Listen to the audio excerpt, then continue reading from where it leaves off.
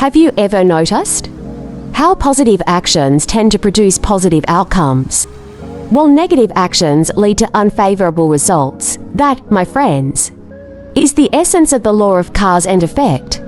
It states that every action we take, every thought we think, sets a series of events into motion, ultimately shaping our reality. Now, let's break it down. The law of cause and effect is based on the principle that every cause has an effect, and every effect has a cause. Think of it as a ripple effect, where each action sends out waves into the universe, creating a chain reaction of events. So remember, every choice you make, every word you speak, has a far-reaching impact on your life and the lives of those around you.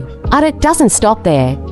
The law of cause and effect goes beyond our immediate actions. It also encompasses our thoughts, beliefs, and emotions. Yes, you heard that right.